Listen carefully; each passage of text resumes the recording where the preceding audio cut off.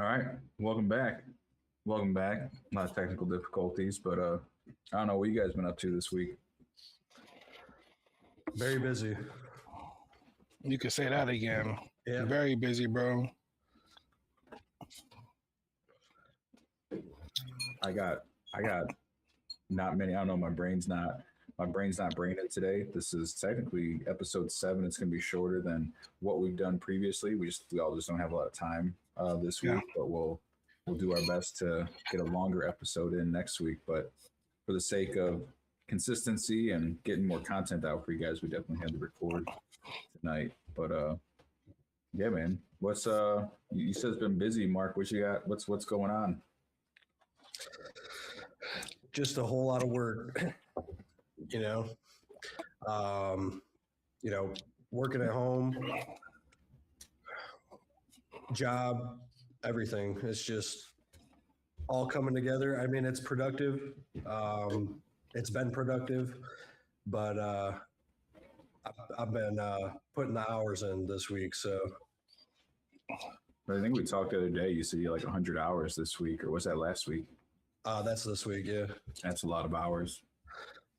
That's a lot of hours. That makes me think of those blue collar guys that are like, "Oh, you worked 70 hours this week." I remember when I had a part-time job. You ever see those jokes? Yeah, man. That's what that has me thinking of. But it has. Like, we've all been busy. We got a lot of stuff going on. Aaron, I think you're back in school right now. I think for your job, and you got a lot of drawing stuff you're doing. Plus, what we're all doing on the side. Building these websites, building tools for you guys, putting more stuff together so we can get that education out to the people that have inquired and just everyone to kind of just help you guys, but also pushing ourselves like every day. I know I got several things coming up between working full time, being a dad, have an 18-month-old toddler at home. That's awesome, right? Awesome. Which is also like what's the word I'm looking for? A lot of energy. Anyone out there that had kids later in life like I have? I'm 38. Well, I'm at 39 now, bro. I forget how old I am all the time. I usually ask my wife. I'm like, bro, how old am I?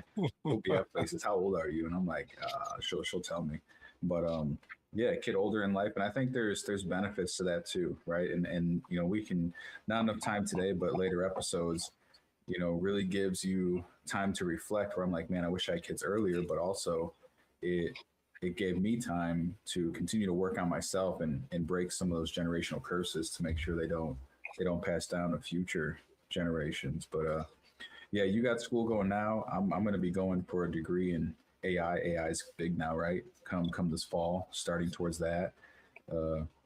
Going to be doing some work with veterans here, so there's more for that to come about, and probably 6 weeks or so until I can really make those announcements and say what we're going to be doing to help support our veteran community on top of what we're already doing now, right? And I do wish I had more energy tonight.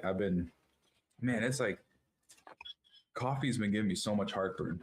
Like the acid from it, it's coffee is really acidic, and honestly I need to switch to tea. But I've been drinking coffee, man, and it's just like right now I just had my 3rd cup of the day, and I'm just like, my throat's on fire, so I'm chewing some gum right now because I heard that helps with the acid reflux. But yeah, man.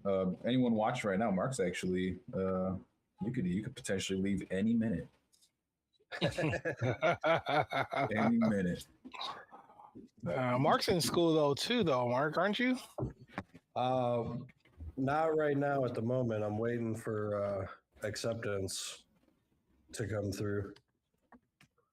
Oh, okay. Yeah, because I was like, I don't know who I was talking to, but well, actually, it's probably Brian. I don't talk to too many people. I mean, I do, but when it comes to like that kind of stuff, and he said something about you getting a law degree.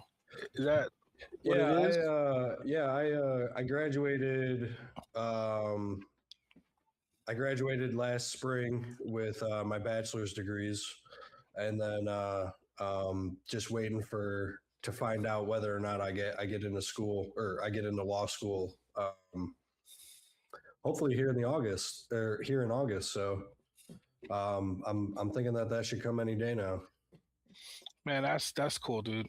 That's cool. I like the fact that like people don't know who like really know who we are outside of our podcast, and I really think that us being able to kind of talk about things like that a little bit different, like it's faith, money, mental health. But I was telling Brian like we had a pretty cool conversation the other day, and I could probably go into a little bit. B, you think or no? Yeah, man. Do Or your thing. Do your thing.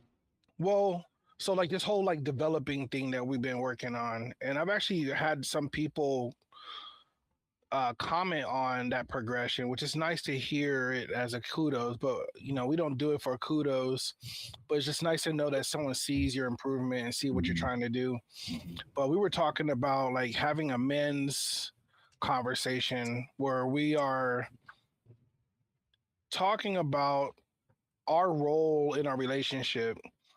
And for me it was like and I don't by any chance own this was told to me, and I'm going to just share it with y'all.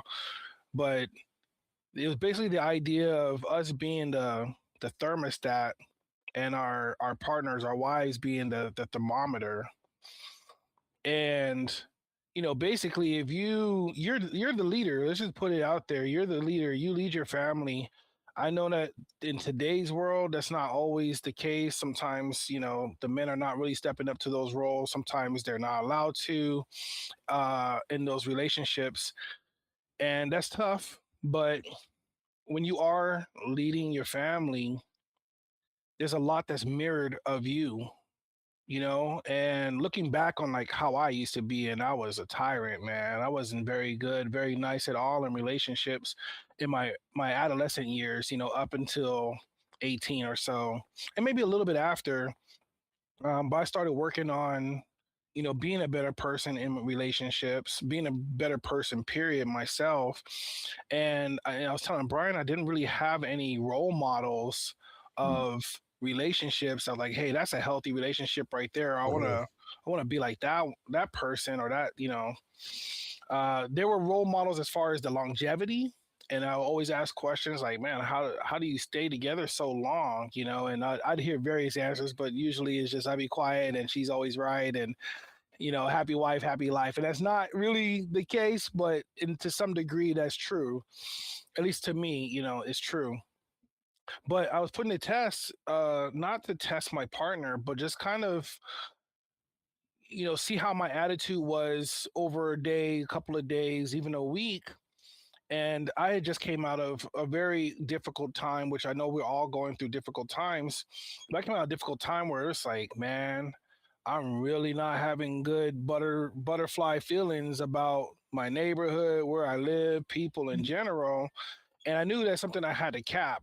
But and I identified it, so I started working on it, because in our business, you can't be negative or an angry person trying to help somebody with their finances. That's just not go that just doesn't go hand in hand. You need to be approachable, friendly, good natured, good steward, all that. So anyways, I saw when I was not being my best self, I started seeing her replicate that. She was kind of like, Mhm. I would just hear her, and when I heard her, it made me cringe a little bit. Like she's very upset and started to sound a little negative. And so then I started switching it up, because obviously I'm reflecting all of this, and I'm like, well, this is not what I want to put out. I gotta have more stronger control over my emotions, my response to things, my behavior, my mind, and of course now like leadership in the home. And so I started speaking more positive, and everyone has their own things that they're going through. To say that it's not necessarily easy to start thinking positive and changing that mindset. But I did hear her say like, oh, she's thankful to God for this. And I started hearing that positive. I'm like, you know what, I think there's something to the thermostat thermometer thing. So um I think it's very important as men being able to share stories with each other on how we're going through some adversities at home with our partners, and how we handle that. Brian's got a good one, but I don't know if he's going to share that. But he's got a good one. I might just save that for another episode. That's a lengthy one, man. That's like, I think I felt like I was talking 30 minutes straight without taking a breath of air, right? It was a Right. minute, but it was essentially kind of like what Aaron's talking about now. But when you're in your house and you alluded to it a little bit, right? You're like, hey, I was acting a certain way, and then you started. You might have picked up on it, but you're like, I don't like the way you're sounding right now. Right? And you're almost realizing, well, why are you sounding that way? What example did I give in my house? What are people getting from me, right? Yeah. And I can go longer in another episode, but I let Aaron know a little bit. We were talking on the phone, like, especially the struggles of mental health and anxiety. And if I go to Brian 2016, 2017, I would have a lot of angry outbursts. Like I wouldn't actually cause physical harm to anybody, right? But people around me would actually, maybe see one of these angry outbursts, not knowing how to control that temper, right? I mean, I'd have days where I would just wake up mad. I'm like, why am I angry? Like, is this what the Hulk feels like all the time, right? Like, there ain't no reason. Like, wrong side of the bed. I'm like, every side of the bed I wake up on, I'm angry, right? I'm like, this don't make any sense. And it took time to realize that those angry outbursts are actually another form of anxiety. And there could be men out there that, I'm not saying it's an excuse for you. You gotta work on yourself. Those angry outbursts can be a form of anxiety, and not a medical professional, but you should talk to a doctor if you're having some struggles with it. But I don't respond like that, anymore to anger. I mean, I would literally come home from work. I remember this, our dog, Kira. So if you ever I'm going to talk about that later, but I got a book here that on our social media, I'm going to give away, and it goes to a good cause. Like I'm literally, from these children's books, every penny I've gotten, which isn't tons, I donate to my local humane society. It's for them. This was just like a labor of love thing. But she was a puppy, and when she was about 7 months old, 8 months old, her thing was she just wanted to tear up the drywall, the sheetrock, and I got pictures of it. Maybe I'll post one online where literally my wife came home and she just went to go take a picture of all this wallpaper ripped off, and Kira came running over and like looked at the camera like smiling like she was proud of it. I'm like, what dog does this, right? Like it's ridiculous. Like how does she know? But I wasn't who I am a decade now later. Like I remember coming home from work and I saw that it was the first house we owned. And I just outbursted in anger, man. I was like yelling. I'm like, what the fuck? Why would you tear this up? Like the dog's like understanding, like it's a puppy, man. Like it's gonna do stuff like this. That's what they do.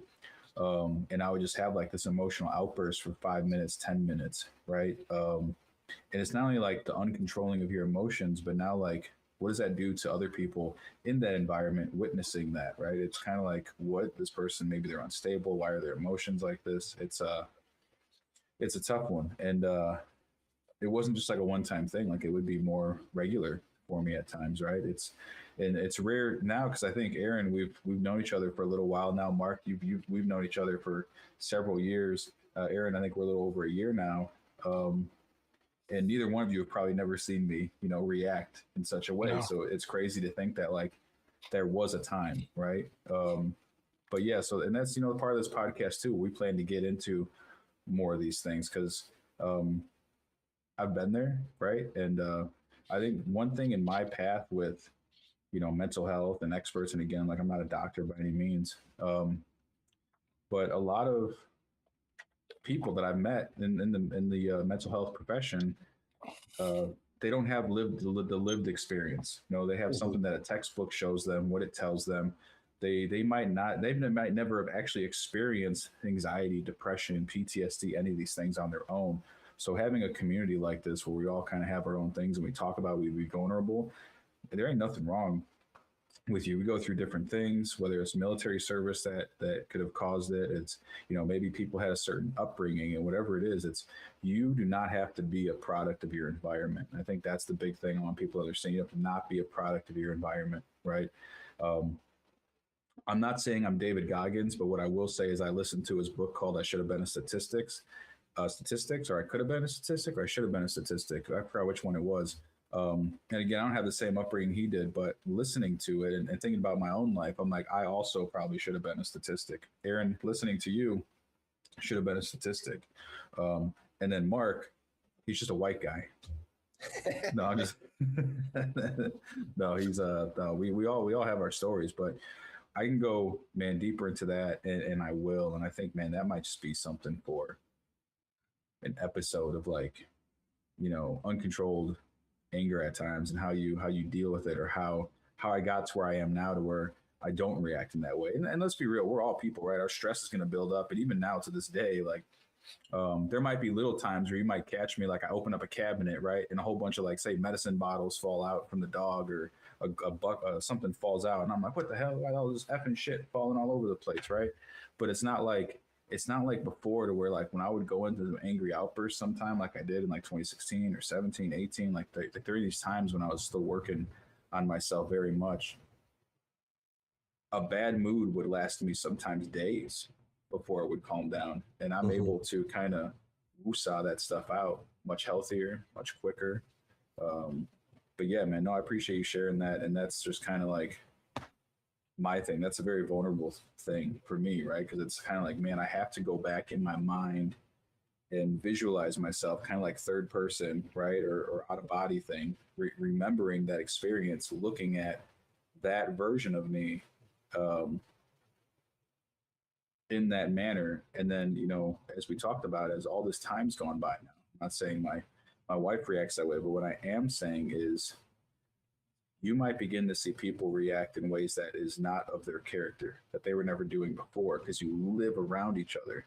So if I'm living with somebody who never expressed anger in a certain way, or never dealt with their emotions in a certain way, and now they might have a different way of doing it that isn't healthy, and maybe before they were a little more healthy with their expression of their emotions, as not just men, but people that have gone through those things, you have to take ownership that I've caused this kind of thing. They're around you all the time, and I was being that, and now it's kind of like, how do you fix it? We got to fix you first. You have to set that example. And for our faith guys out there, one thing I saw earlier today, I don't remember the exact quote, but it was, if things aren't going well in your home, like, you as the man are supposed to keep those demons, like, out of your household, kind of thing. So if you're noticing some weird stuff going on in your house, people acting a certain way, you need to check yourself first and get that under control before you can help anybody else.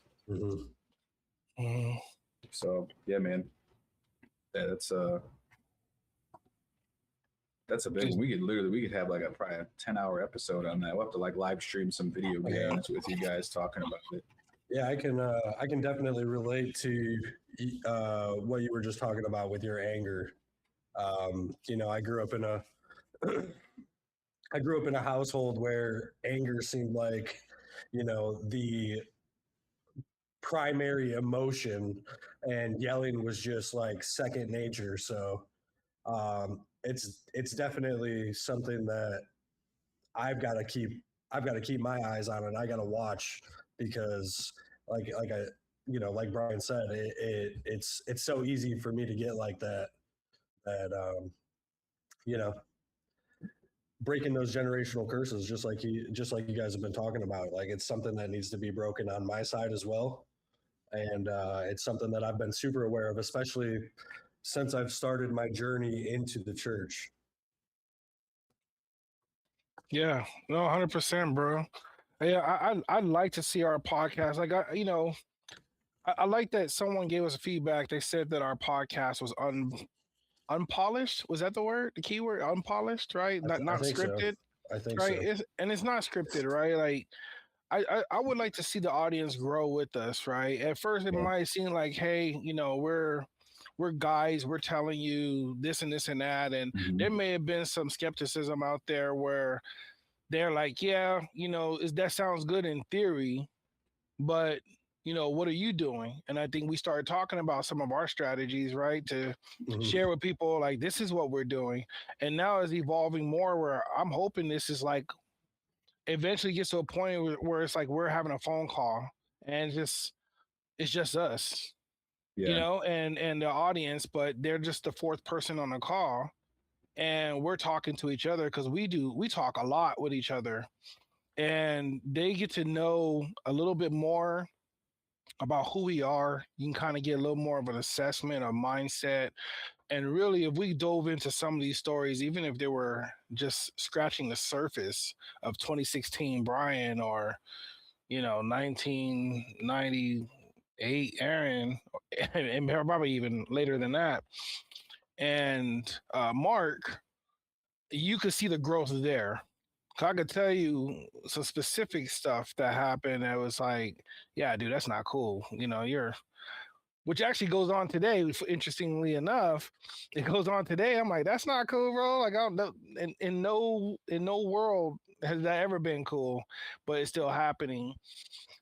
So my hopes is that the audience gets to grow with us, man, and really see our journey. We will blur the lines of faith, money, mental health, because not everything has to be about money. Not everything has to be faith or mental health, but any one of those three could be touched in any given conversation.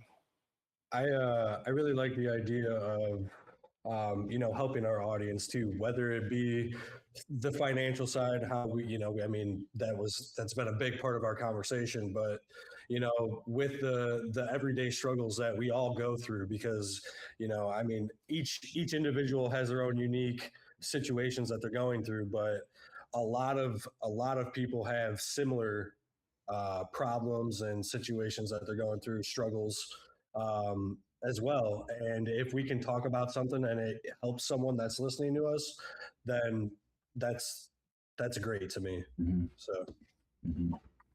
I want everyone to know too, I'm not, for the people that do watch our YouTube, it looks like I'm just looking at Aaron all the time, but that's where our monitor is, or my monitor is that has this on there. I gotta like switch that monitor or something.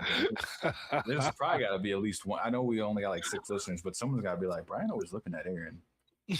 And they're gonna look me up and they're gonna be like, and he was in the Navy. And you're like, all right. And you're like, is he married to a woman? Okay, he's married to a woman. It's an easy assumption to make. Yeah, we're like, that's so weird. That's so weird. Especially with that Navy enlistment. Oh, that is too funny. Yeah, they don't even know the half of those. You guys just banter back and forth when we're in text messages, because I'll look at it and I'll just start busting up laughing, and I'm like, I don't believe this. I'm like, I mean, it's cool, I love it, but I'm like, these guys are out of pocket. I do. I want to say one thing, like as if you're leading your household and whatnot, it's man, I like to. When I was growing up, I was in a family and they would watch a lot of rom-coms, right? There'd always be a rom-com on. Have any of you guys ever seen My Big Fat Greek Wedding? Mm-hmm. Mm-hmm. All right. There's some part in the movie, My Big Fat Greek Wedding, where like, the man is the head of the household, right? The man is the head of the household. And the women were like, but the woman is the neck. And she can turn the head wherever she wants it to go, right? I always thought that was pretty funny. That is funny. But as you were talking, Aaron, it also made me think of, I believe it's in Corinthians, and it says, nevertheless, in the Lord, woman is not independent of man, nor is man independent of women. And I think when you're in that relationship, we're all good at different things. Like my wife is better at some things than I am. I'm better at other things than she is. And it's not like, oh, I'm better than you at this, or I'm better than you at that. You come together as like one flesh, and now you're bringing what you're both good at, filling in where I need this, I can help you where you need this. That's when you become like powerful, man. That's where you become powerful, coming together like that.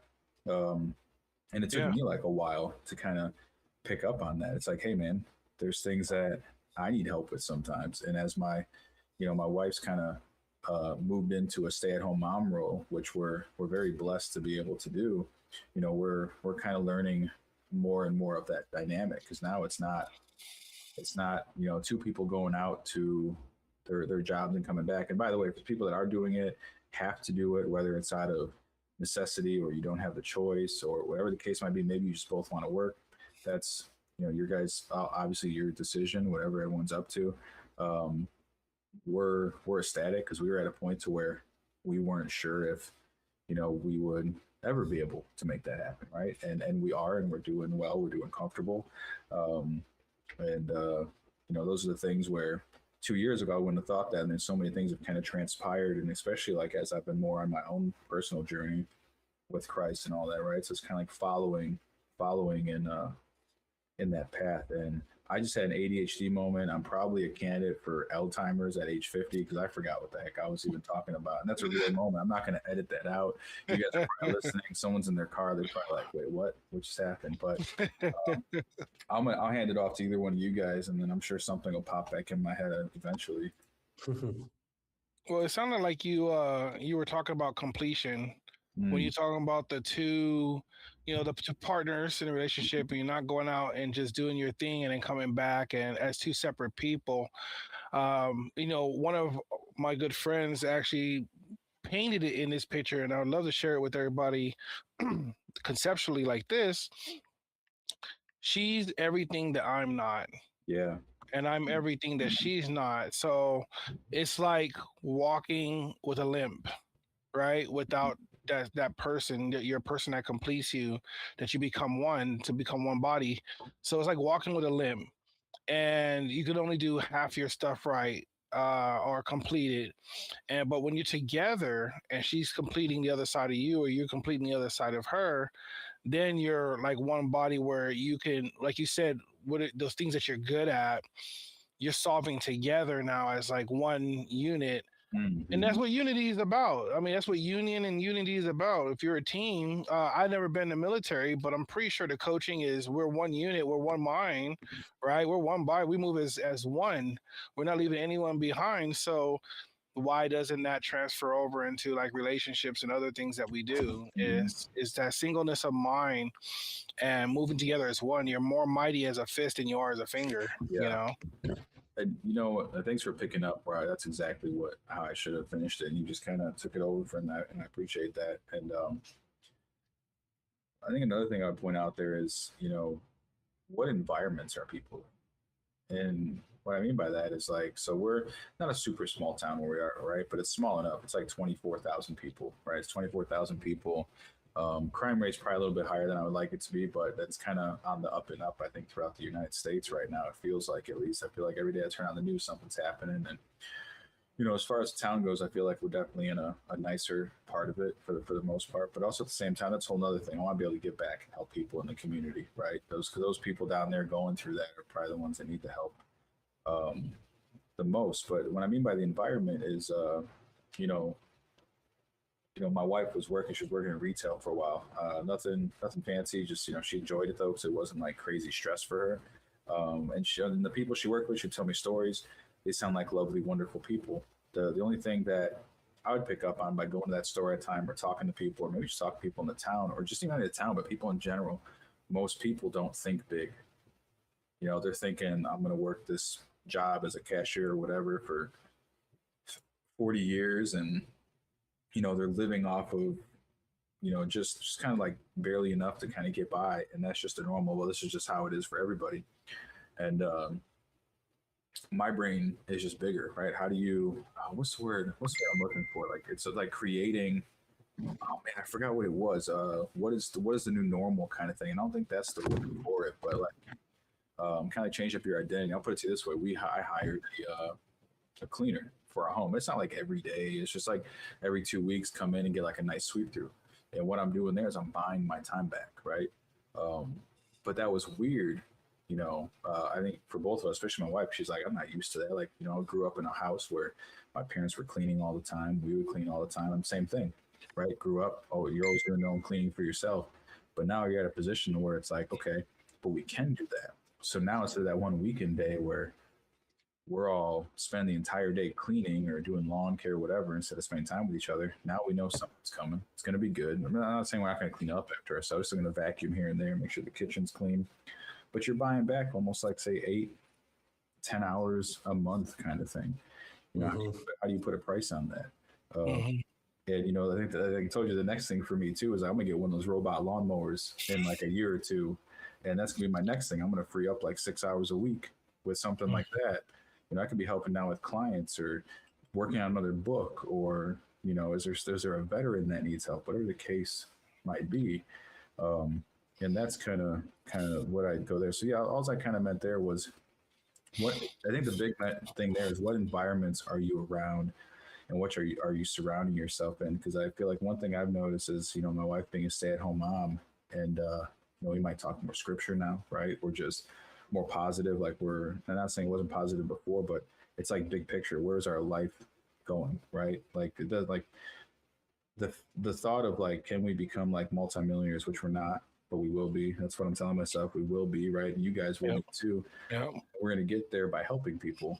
But the big thing is like, what environment are you in? Are you in an environment that is fostering that growth? And I feel like we are, you know, between the platform that we're on here for financial services. You know, we are 3Path Financial, right? We do use a platform for all our products, which is through the GFI platform, right? And there's tons of carriers we have there. You know, we've even been able to help people with things like estate planning and all that, right? Like their wills and trust, all that kind of stuff, through one of the platforms that we work for. That's a whole nother thing. But what I'm saying is, I just feel like there's so many people now that they're stuck in that everyday cycle, and they just need their eyes open. Remember, when we went with the Breakthrough Ball in California, and we stayed in that like $3 million Airbnb, and I saw that shower, and it had like water coming down from the top. There was water coming off from the side. There was like, the shower was like 10 feet wide. There was like another wall over there, like water was like blasting off the side. And I remember I was telling, there was like that girl in there, right? She's like, "Oh yeah, you can go before me." I was like, "Cool, I'll be quick." And I went in there and I saw this bathroom. And I was like, "I ain't gonna be quick." I'm so sorry. Like, I just lied to this girl. I was in there for half an hour. Like, I ain't ever gonna be in a shower like this again. But then, like, that wasn't even the whole thing. There's a full-on jet tub in there, right? Yep. There's like another, like a sauna off to the side of it. Like that bathroom must have been like 300 square feet or something. It was insane. But raising your identity, that's what I meant to say earlier. You need to be in environments where you're raising your identity, you know. And maybe that's the community we could be having here, is a community of faith, money, mental health, and all raising our identity, essentially getting to that next level. And I know I told you guys like I'd probably have to go at like 10 or 10:05 or whatever, but this is a shorter episode than we normally do, so we'll probably go like another 5-10 minutes, and we'll wrap it up. But we'll try our best to get a longer one in next week. But I've been talking a lot, so I want to give it to you guys to just say. You know, I did want to touch on what you were saying about environments. You know, it's your environment is probably one of the biggest factors in the life you lead, but it is 100% your responsibility to recognize your environment and if it is good for you, and to make the change in that environment to help you grow and succeed in what you want to do. Sorry, I was just covering my mouth. I just wanted to make sure the mic was there. No, you're absolutely right, Mark. You know, it really is that, like, tying that back to what Brian was saying about David Goggins, and not sure on the title so far as I should have been a product of my environment, or I could have been. I'm gonna say I could have been. I grew up with a very, very different mindset from the environment I was in, and I didn't even know at that time I was fighting for something better. Right? There was drugs, gangs, everything around me, and if I would have stayed there, potential that I could have been a product of my environment, because it's familiar, right? You're just gonna start falling into a routine, carry those habits into your older age. But something woke up in me even then, even when I didn't understand what it was. And it was like, I want more. Like, I don't want this, you know? I don't want to go to jail. I don't want to look over my shoulder for things I'm doing, for someone want to take it from me, or I cross someone, or all that stuff. And, you know, started making moves to like really separate myself from that. And that's probably my earliest memory of like making a big environment change, was that. And it stands out for me. Now, on the flip side of that, it's like, well, all the homies that I had, I lost contact with. I don't have that. But at the same token, I probably wouldn't have moved as far mentally, physically, emotionally, career wise, as much as I had if I would have still been in that environment. And that's just one type of environment. We're not even talking about people who are just negative all the time. Like you mentioned, Brian, I know somebody who woke up in the morning, if they stub their toe, their whole day is done. Yeah. The toe will hurt for 5 to 10 minutes, maybe 15 if you stubbed it pretty bad, right? Like the initial pain. After that, you're going to let that define the whole rest of your day? Like the whole day? Right. So...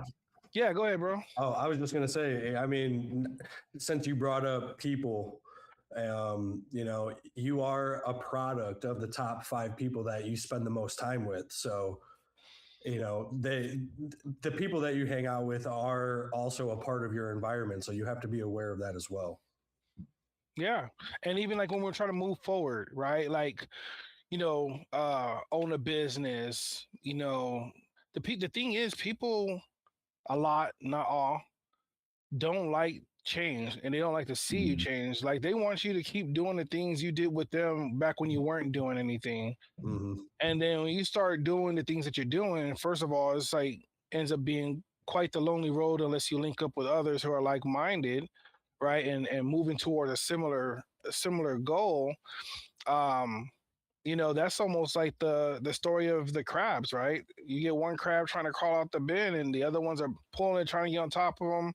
And I think we mentioned this before in a different podcast, but it's really that crab mentality that a lot of people have.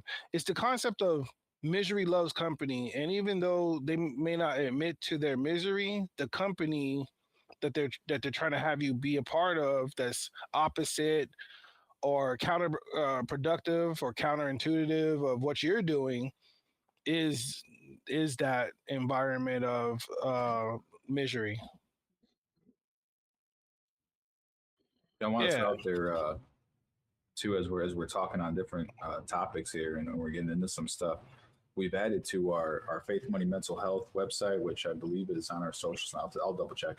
But Faith.Money.Mentalhealth.com, you can actually go on there. And if there's something you want to hear talk about, right, on whether it's through our social media, right, maybe we make a video talking about it or bring it up on the podcast, you can go in there, put your email in, put what your question is or what you want, what you'd be like us to talk about.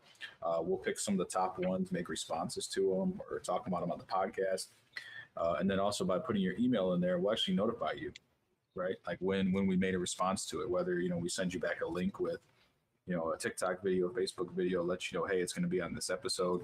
We're gonna let you guys know that. It's just another way of like, how can we connect with you guys? Because we talk about everything all day long, but we also want to know what's important to listeners. Yeah, that's facts. Yeah. What do they want to hear? Because I mean, we're just going to cover what we think is missing, but yeah, your voice and your input matters because it'll give us more substance to the podcast and more value to you if we actually could, you know, answer that question for you. Like I said, it's community, so we want you to grow with us and enjoy the podcast with us and learn about how you can improve in your lives. There's so many things that we can cover, but yeah, ask the questions. Yeah, and Mark, I don't know if you've got this text I sent the other day, but there's an app out there called Heavy, Hevy. It was when I asked you about the smartwatch. You don't need a smartwatch though, but if you're doing like a workout or something, you can actually log your entire workout in this app. And it almost is like it's like a mini social media or a platform, but for working out. And it doesn't do a lot, but you can comment on stuff. You could see what someone's workout was, how many workouts they did for the week, like what their PRs are, all that kind of stuff. You can even just go in and be like, I just want to do their workout and download their workout, right? Now, I know there's a free version and a paid version. If you do have a smartwatch, it'll link right to it. And obviously, I'm not like, we ain't sponsored, right? So I'm just saying, throwing that out there. But I was throwing it out there because I think it'd be cool as Faith, Money, Mental Health. One thing that really helps mental health and is a big part of life is your physical fitness, right? Mm-hmm. So I'm on a weight loss journey. Mark's actually lost a crap ton of weight over the last year. Yeah. And as I start getting back to that app again, because I did use it about 3 years ago, I got like maybe 50 something workouts in there, but I'm gonna be consistent with it. And I invite anyone that's also looking to lose some weight. Let's follow each other, track workouts, and be kind of like that support system for you. And probably what I'll do is, if not on this episode, more than likely on our social media platform like Facebook, I'm going to start posting the app with the QR code or the link or whatever it is. Shoot, man, we all have our. You could DM the Facebook page, right, and be like, "Hey, Brian, Mark, what is this? How can I follow you?" And let's do it. This is really just about building a community. I feel like more than anything, like that's the big thing here. Yeah.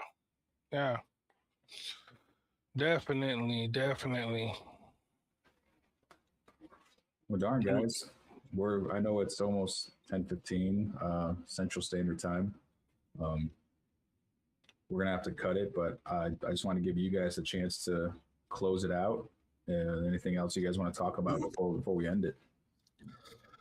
I mean, we spent a lot of time talking about environment, so I'd just like to, reiterate to the listeners, find that awareness of your environment, and if it's serving the goals that you want to accomplish in your life. And if you look around and it's not serving that purpose, then don't be scared to make a change. Not to be cliche, you only got one life to live. So, if you've got things that you want to accomplish, then make sure you're implementing in your life, things that are going to help you succeed and accomplish those goals. Mm-hmm. Man, I don't know. Definitely agree with Mark on that. That's for sure.